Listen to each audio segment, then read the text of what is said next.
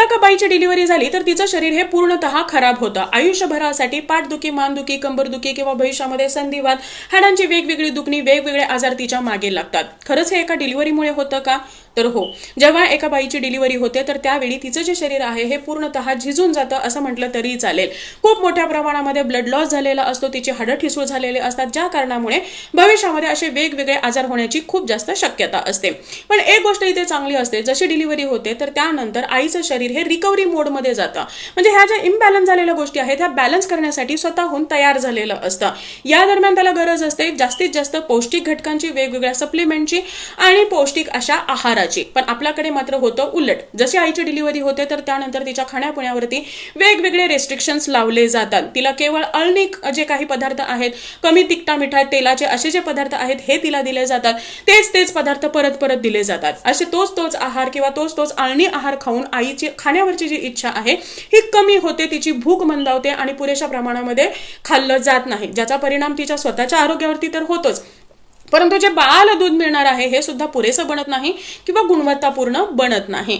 बऱ्याचदा तुमच्या मला कमेंट्स येतात की बाळाला ब्रेस्टफीडिंग करत असताना नक्की कोणता आहार कशा पद्धतीने घेतला पाहिजे. तुमच्या याच रिक्वेस्टनुसार आताच आपल्या युट्यूब चॅनलवरती स्तनपान करणाऱ्या आईचा आहार हा कशा पद्धतीने असायला हवा यावरती आपण एक डिटेल व्हिडिओ पोस्ट केलेला आहे, ज्यामध्ये मी अगदी सकाळी उठल्यापासून ते रात्री झोपेपर्यंत तुम्ही कोणकोणते पदार्थ खायला हवेत यावरती सविस्तर माहिती दिलेली आहे.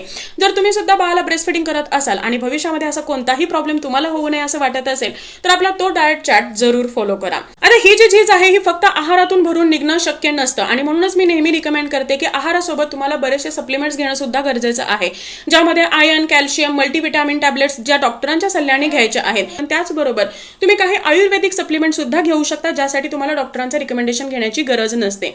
मी सुद्धा असंच एक सप्लिमेंट घेते आहे ज्याचं नाव आहे हे मॅमिकॉन सिरप आणि कॅप्सूल.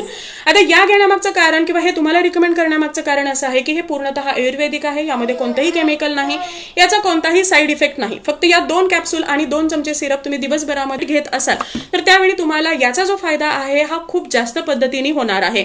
यामुळे बाळाला मिळणारं जे दूध आहे हे पुरेसं असणार आहे, गुणवत्तापूर्ण असणार आहे. त्याचबरोबर डिलिव्हरी नंतर तुमची जी रिकव्हरी आहे ही सुद्धा फास्ट होणार आहे.